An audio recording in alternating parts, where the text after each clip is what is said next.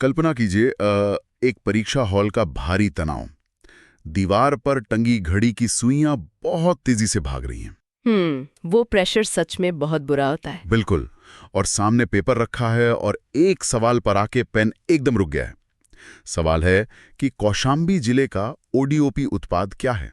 और तभी अचानक दिमाग बिल्कुल सुन्न हो जाता है, कुछ याद नहीं आता। हाँ, लेकिन तभी दिमाग के किसी कोने से एक बहुत ही बेतुकी अजीब सी लाइन गूंजती है। लाइन है, उसने मुझे कोसा क्योंकि मैंने उसका केला खा लिया। अरे वाह! और बूम, जवाब याद आ गया। कौशाम्बी का उत्पाद है केला। एक नंबर पक्का। ये बहुत ही बढ़िया उदाहरण था। इस गहन विश्लेषण में स्वागत है। आज हम उत्तर प्रदेश की सबसे महत्वाकांक्षी योजना एक जिला एक उत्पाद यानी ओडीओपी को डिकोड करने जा रहे हैं। बिल्कुल, और जो लोग यूपीएसएससी या पुलिस जैसी परीक्षाओं की तैयारी करें उनके लिए ये चर्चा एक मास्टर क्लास होने वाली है। एकदम सही कहा। और इस जानकारी को आसानी से याद रखने के लिए हम इसे एक वर्चुअल स्लाइड डेक की तरह पेश करेंगे। ये वर्चुअल स्लाइड डेक का आइडिया बहुत ही शानदार है। तो चलिए कल्पना करते हैं हमारी पहली स्लाइड की। एक टाइटल स्लाइड। इमेजिन कीजिए कि स्क्रीन पर 4K रेजोल्यूशन में यूपी के मैप का एक हाई क्वालिटी 3D आर्ट है। और उस पर मिट्टी के बर्तन, साड़ियों और तालों जैसे अलग अलग शिल्पों के आइकन्स चमक रहे हैं। बिल्कुल। और टाइटल है उत्तर प्रदेश ओडीओपी एक जिला एक पहचान। तो चलिए इसे समझते हैं। आज का लक्ष्य सिर्फ रट्टा मारना नहीं है। हाँ, क्योंकि रटी हुई चीजें परीक्षा हॉल के उस दबाव में अक्सर भूल जाती हैं। सही बात है। हम ट्रिक्स और दिलचस्प फैक्ट्स के जरिए हर जिले को दिमाग में हमेशा के लिए छापेंगे। और यहाँ एक बात और जोड़ना चाहूंगी, ओडीओपी जैसी योजनाएं सिर्फ अर्थव्यवस्था के लिए नहीं है। तो फिर ये और किस चीज के लिए है? ये असल में हमारी सदियों पुरानी सांस्कृतिक पहचान को सहेजने का एक बेहतरीन तरीका है। एक तरह की ब्रांडिंग है ये। एक बहुत ही अच्छा नजरिया है। तो चलिए अपनी दूसरी स्लाइड पर चलते हैं। पेट पूजा और क्लासिक उत्पाद। खाने पीने की चीजें तो वैसे भी जल्दी याद हो जाती है। हाँ, तो स्लाइड में इमेजिन कीजिए एक लकड़ी के बाउल में गहरे काले चावल और मेज पर ताजे हरे आंवले का कोलाज है। और इस पे हल्की हल्की धूप पड़ रही है। बहुत ही एस्थेटिक विजुअल है। तो सबसे पहला नाम आता है सिद्धार्थनगर का। यहाँ का उत्पाद है काला नमक चावल। अच्छा, इसकी ट्रिक क्या है? ट्रिक बहुत सिंपल है। सिद्धार्थ यानी भगवान बुद्ध बहुत सादा भोजन करते थे, जैसे कि काला नमक और चावल। यहाँ जो बात सबसे आकर्षक है वो ये है कि ये ट्रिक सिर्फ नाम नहीं याद दिलाती। अच्छा, तो ये और क्या बताती है? मतलब ये ट्रिक थोड़ी गहराई में जाती है। काला नमक चावल को बुद्ध का महाप्रसाद भी कहा जाता है। अरे वाह, ये तो मुझे पता ही नहीं था। हाँ, और इसकी अपनी एक बहुत ही तेज सुगंध होती है, इसीलिए इसे जीआई टैग भी मिला हुआ है। ट्रिक्स असल में एक कहानी का सिरा होती हैं। लेकिन मुझे एक बात खटक रही है। हाँ। क्या सिद्धार्थनगर की इस ट्रिक से ऐसा नहीं लगता कि हम इतने बड़े ऐतिहासिक महत्व को सिर्फ एक मामूली ट्रिक में समेट रहे हैं? इससे एक अहम सवाल उठता है कि क्या ये अजीब या बचकानी लगने वाली ट्रिक्स सच में काम करती हैं? हाँ, मतलब कौशाम्बी वाले केले की ट्रिक तो काफी अजीब थी। मनोवैज्ञानिक रूप से देखें तो हाँ, ये काम करती हैं।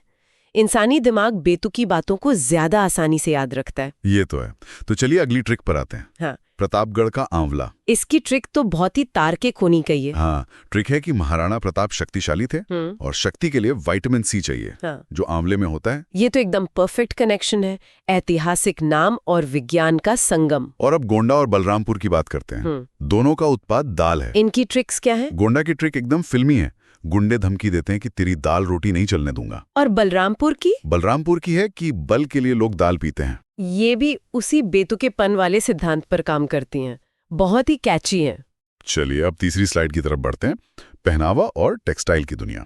ये मेरा पसंदीदा विषय है। विजुअल इमेजिन कीजिए, सॉफ्ट पेस्टल फैब्रिक पर बारीक सफेद चिकनकारी कढ़ाई का एकदम मैक्रो शॉट है। जो एक बहुत ही शाही और पारंपरिक वाइब दे रहा है। बिल्कुल।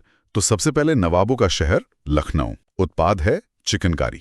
इसकी ट्रिक तो पक्का लक से जुड़ी होगी। एकदम सही। जिसका लक अच्छा होगा उसे खाने में चिकन और पहनने को चिकनकारी मिलेगी। बहुत खूब। पर मैं इसमें थोड़ा इतिहास जोड़ना चाहूंगी। चिकनकारी सिर्फ कपड़े का काम नहीं है। तो क्या है ये? ये लखनऊ की तहजीब है। ये कला मूल रूप से फारस से आई थी और मुगलों के समय में बहुत फली फूली। ये जानकारी सच में इस उत्पाद को और खास बना देती है। अच्छा, वाराणसी की बनारसी सिल्क साड़ी के लिए कोई ट्रिक नहीं है? उसकी जरूरत भी नहीं है। वो तो अपने आप में एक ग्लोबल ब्रांड है। सही कहा। लेकिन हरदोई का उत्पाद है हथकरघा यानी हैंडलूम। और इसकी ट्रिक बहुत स्मार्ट है। क्या है ट्रिक? हरदोई को तोड़कर बना दिया हर कोई हाथ का बना कपड़ा पहनना चाहता है। यहाँ एक बहुत ही दिलचस्प बात सामने आती है। क्या? हरदोई जैसे नाम को हर कोई में तोड़ना शब्दों का एक बेहतरीन विखंडन है। ये दिखाता है कि कैसे आम शब्दों में कहानी डालकर उन्हें विशिष्ट बनाया जा सकता है। बिल्कुल। और इटावा और बाराबंकी दोनों का उत्पाद वस्त्र है। इटावा की ट्रिक क्या है? इटावा से ईंट याद आता है। ईंट से घर बनता है, पर तन ढकने के लिए वस्त्र चाहिए। और बाराबंकी? दुकानदार के पैसे बड़ा बाकी रह गए क्योंकि बहुत वस्त्र खरीद लिए। बाराबंकी मतलब बड़ा बाकी। ये विजुअल मेमोरी बनाने का बहुत ही सॉलिड तरीका है। तो चलिए कपड़ों से निकलकर अब हम संगीत और कलात्मक शिल्प की चौथी स्लाइड पर चलते हैं। इसका विजुअल कैसा है? पारंपरिक भारतीय कालीन पर रखी लकड़ी की ढोलक और सुनहरी बांसुरी का सिनेमैटिक 3D रेंडर। और पीछे एकदम गरम और एस्थेटिक लाइटिंग, शानदार। तो पहला है अमरोहा और उत्पाद है वाद्य यंत्र, विशेष रूप से ढोलक। इसकी ट्रिक क्या कहती है? जिसने ऐसी ढोलक बजाई वो कलाकार अमर हो गया। अमरोहा से अमर। अगर हम इसे बड़ी तस्वीर से जोड़कर देखें तो अमरोहा की ढोलक आम, शीशम और सागौन की लकड़ी को तराश कर बनती है। मतलब ये काफी मेहनत का काम है। बिल्कुल, ये कारीगर के अद्भुत कौशल को दर्शाती है। अगला है पीलीभीत, जहां का उत्पाद है बांसुरी। ट्रिक है भगवान कृष्ण के पीले कपड़े और उनकी बांसुरी। ये तो रंग, वस्तु और पौराणिक कथा का बहुत ही सुंदर संगम है। हाँ, अब आते हैं कन्नौज पर, जिसका उत्पाद है इत्र।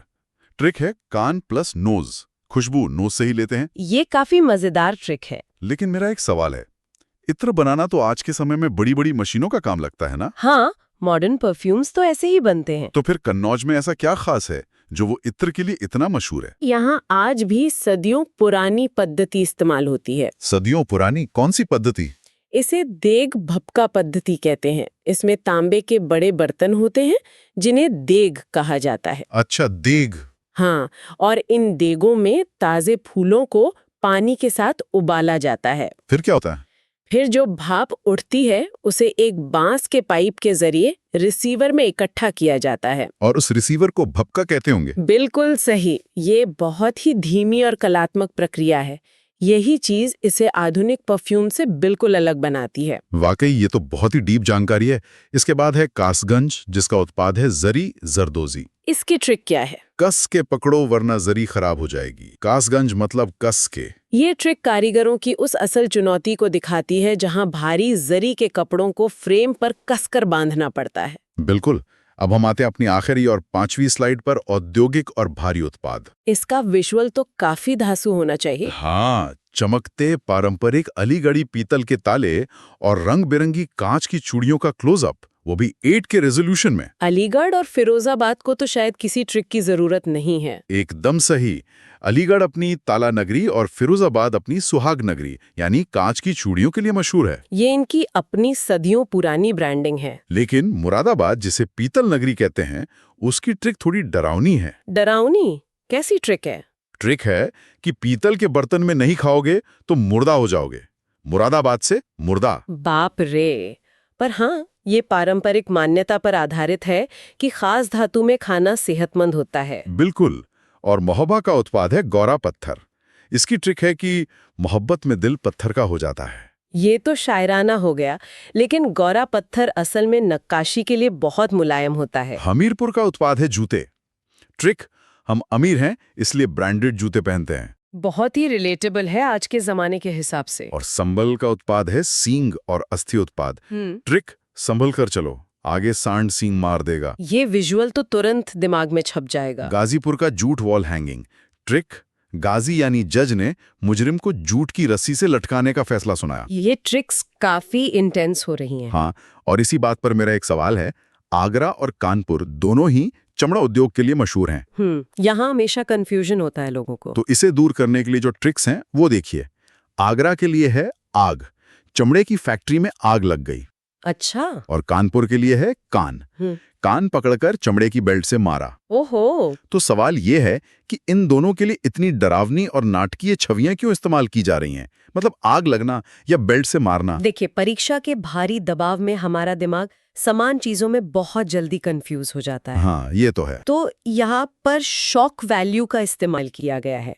ये नाटकीय दृश्य दिमाग में एक स्थायी अलार्म सेट कर देते हैं। मतलब ये शॉक वैल्यू जानबूझकर डाली गई है। बिल्कुल। इस शॉक की वजह से परीक्षा हॉल में कंफ्यूजन की कोई गुंजाइश ही नहीं बचती, अमिगडाला ट्रिगर हो जाता है। क्या बात है। तो अगर हम इस पूरी चर्चा को समेटें तो हमने देखा कि सिद्धार्थ नगर के सादे चावल से लेकर अमरोहा की ढोलक तक सब कुछ कितनी गहराई लिए हुए है। और कानपुर के चमड़े तक हर जिले की अपनी एक मजबूत पहचान है। जो भी प्रतियोगी परीक्षाओं की तैयारी कर रहे हैं उनके लिए ये सिर्फ रटने का विषय नहीं है। बिल्कुल नहीं। ये उत्तर प्रदेश की संस्कृति और उसके औद्योगिक इतिहास का एक पूरा नक्शा है। तो आखिर इस सब का क्या मतलब है?